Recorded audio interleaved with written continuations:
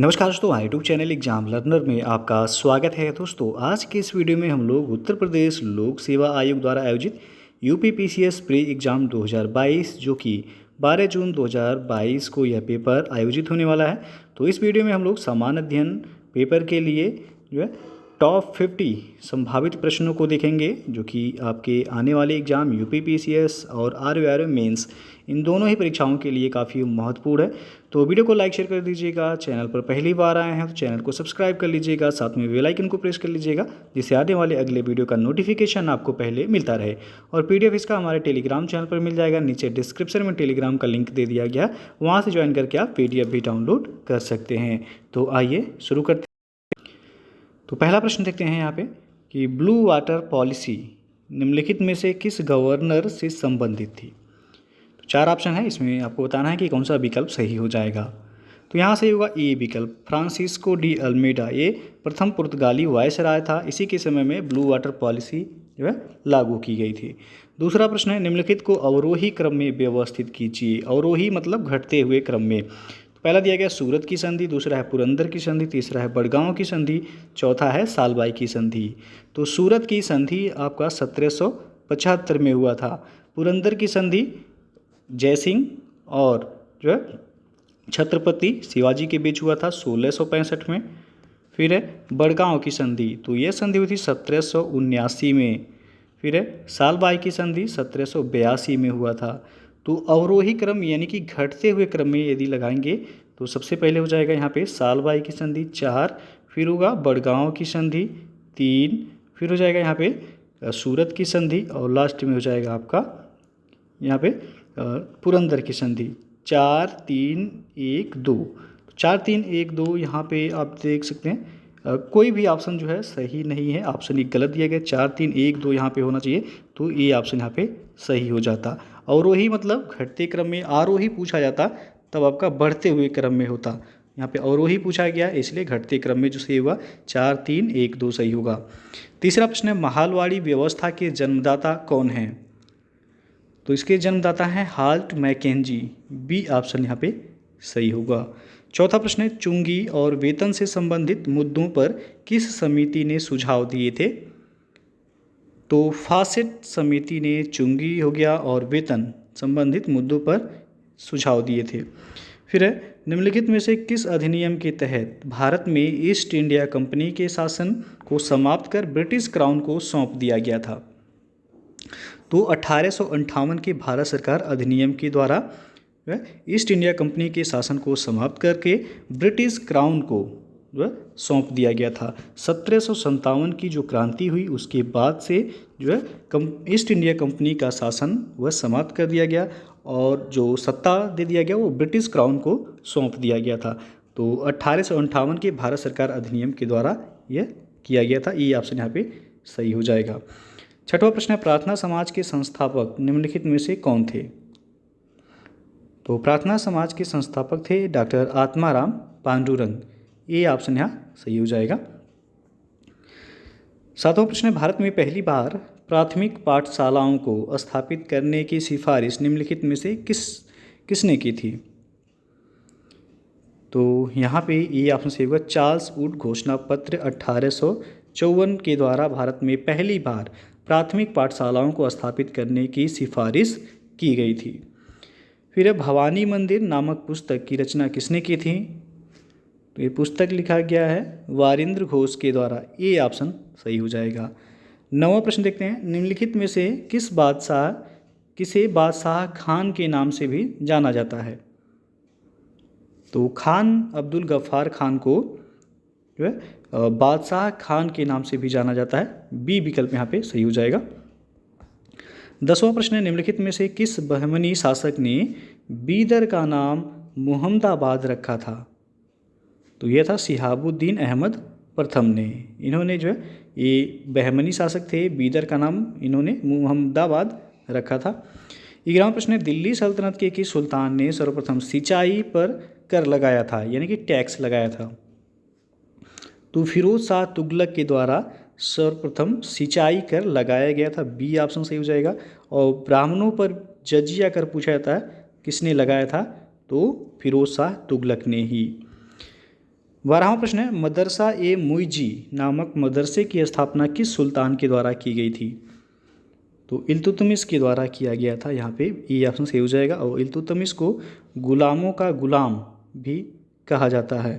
तो ये भी प्रश्न पूछा जाता है कि गुलामों का गुलाम किसे कहा जाता है? तो इल्तुतमिश को कहा जाता है। और इसके इल्तुतमिश को दिल्ली सल्तनत का वास्तविक संस्थापक भी कहा जाता है। 13वां प्रश्न है, शरीयत को मानने के लिए जोर देने वाला निम्नलिखित में से कौन सा सूफी सिलसिला था? तो वह था नक्शबंदी। सी ऑप्शन सही है। अगला क्वेश्चन है, यह संसार वेद है, यह सृष्टि कुरान है, कथन किसके द्वारा कहा गया है? तो ये रज्जब के द्वारा कहा गया है कि यह संसार वेद है और यह सृष्टि कुरान है। 15वां प्रश्न है, निम्नलिखित में से किस स्थल को लघु हड़प्पा की संज्ञा दी जाती है?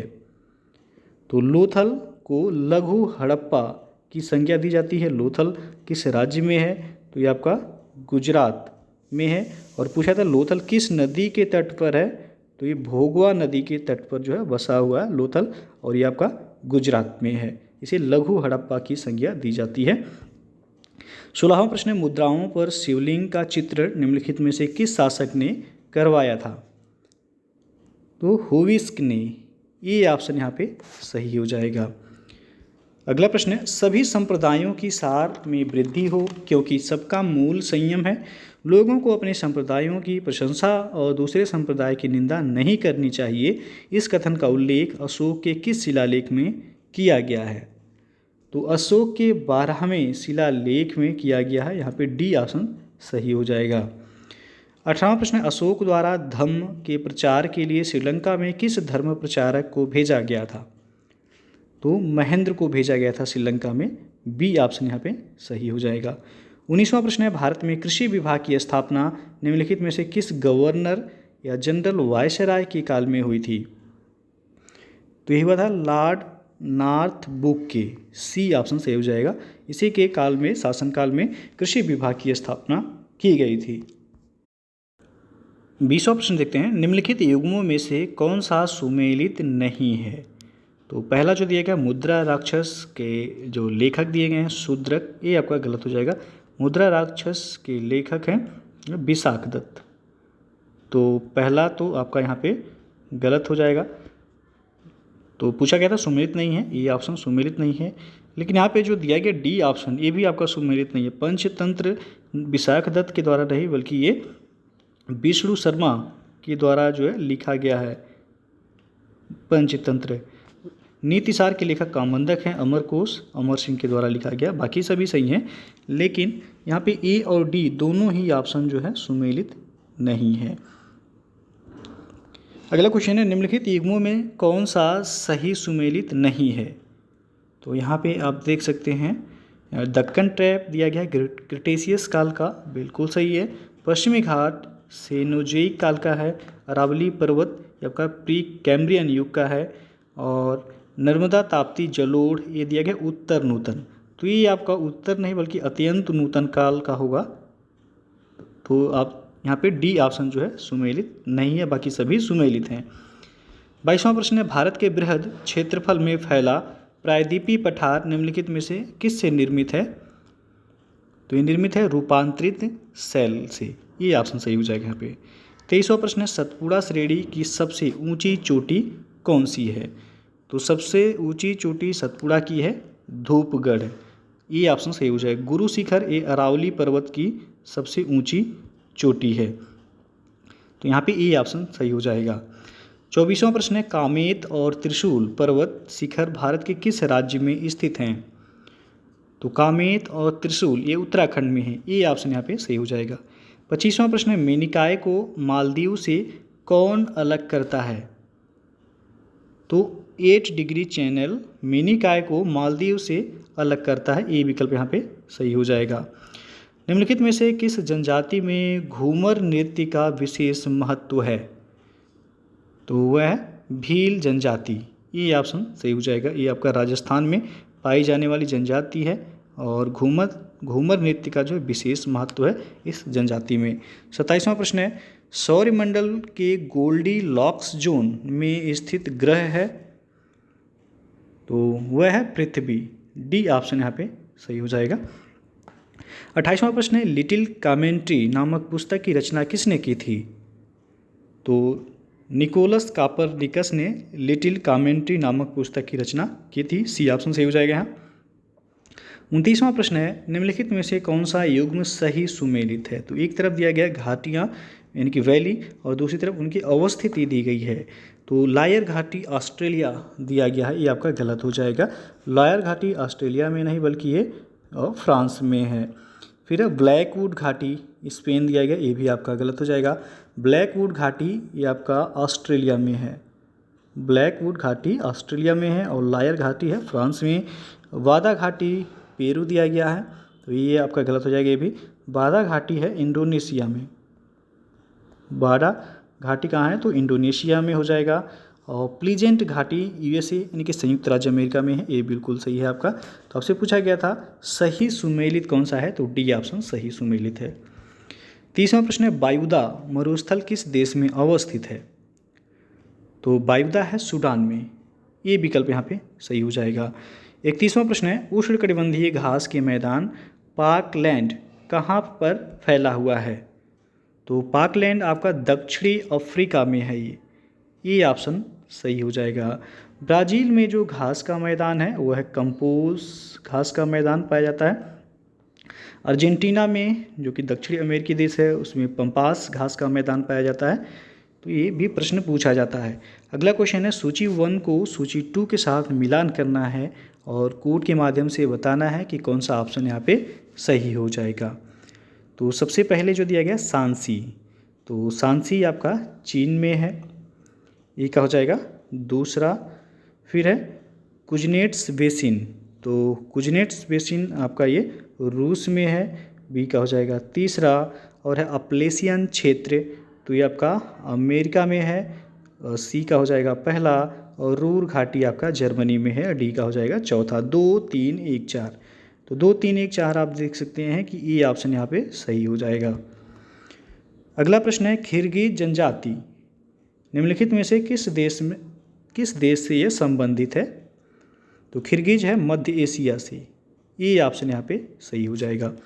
34वां प्रश्न है, अलास्का महामार्ग किन 2 स्थलों को जोड़ता है? तो यह ब्रिटिश कोलंबिया और अलास्का को जोड़ता है, ये ऑप्शन सही है। 35वां प्रश्न है, चेरनोबिल परमाणु आपदा किस वर्ष घटित हुई थी? तो ये आपका घटित हुआ था 1986 में, ये ऑप्शन सही हो जाएगा। और चेरनोबिल आपदा किस देश में घटित हुआ था? तो यूक्रेन में, और सन पूछा गया 1986 सही हो जाएगा। अगला प्रश्न है आपका, हॉटस्पॉट शब्द का प्रयोग सर्वप्रथम किसने किया था? तो नॉर्मन मायर्स ने किया था। एजी टांसले के द्वारा जो है इकोसिस्टम यानी कि पारिस्थितिक तंत्र शब्द का प्रयोग किया गया था। फिर है, जिम कॉर्बेट राष्ट्रीय उद्यान भारत के किस राज्य में स्थित है? तो जिम कॉर्बेट है उत्तराखंड में, और भारत का ये पहला जो है राष्ट्रीय उद्यान था जिम कॉर्बेट। पहले इसे हेली नेशनल पार्क के नाम से जाना जाता था। 38वां प्रश्न है, बुरान नामक स्थानीय पवन किस देश में बहती है? तो ये आपका रूस में, बी ऑप्शन सही हो जाएगा यहाँ पे। क्लब ऑफ रोम संस्था का संबंध किससे है? तो ये संबंधित है वैज्ञानिक समाधान देने से, ये ऑप्शन सही हो जाएगा यहाँ पे। 40वां प्रश्न है, राष्ट्रीय हरित न्यायाधिकरण अधिनियम का गठन किस वर्ष किया गया था? NGT जिसे कहा जाता है नेशनल ग्रीन ट्रिब्यूनल, तो यह गठित किया गया था 2010 में, बी ऑप्शन यहाँ पे सही हो जाएगा।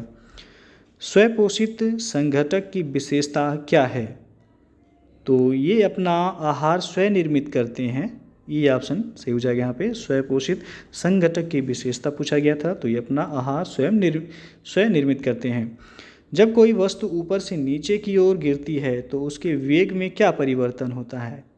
तो वेग बढ़ता है, ये ऑप्शन यहाँ पे सही हो जाएगा। जब कोई भी वस्तु ऊपर से नीचे की ओर गिरती है तो उसके वेग में जो है वृद्धि होती है। अगला क्वेश्चन है, लिफ्ट जब ऊपर की ओर जाती है तो लिफ्ट के अंदर के व्यक्ति के भार पर क्या प्रभाव पड़ेगा? तो भार बढ़ा हुआ प्रतीत होगा, ये ऑप्शन सही होगा यहाँ पे। अकार्बनिक ठोसों का शुद्धिकरण करने की विधि को क्या कहते हैं? तो वह कहलाता है क्रिस्टलन। ये ऑप्शन सही हो जाएगा यहाँ पे। और जिप्सम किन पदार्थों का यौगिक है? तो यह कैल्शियम सल्फेट का यौगिक है। डी ऑप्शन सही हो जाएगा यहाँ पे। कोशिका भित्ति मुख्यतः किस पदार्थ से बनी होती है? तो यह सेलुलोज से बनी होती है कोशिका भित्ति। ये ऑप्शन सही हो जाएगा यहाँ पे। 47वां प्रश्न है, माइटोकॉन्ड्रिया की खोज किस वैज्ञानिक ने की थी? तो यहाँ पे जो सही हो जाएगा ये ऑप्शन अल्टमेन ने। माइटोकॉन्ड्रिया को जो है पावर हाउस यानी कि ऊर्जा का पावर हाउस के नाम से भी जाना जाता है इसे। फिर अगला प्रश्न, निम्नलिखित में से कौन पॉलीसैकेराइड का उदाहरण है? तो यह है मंड। ये ऑप्शन यहाँ पे सही हो जाएगा।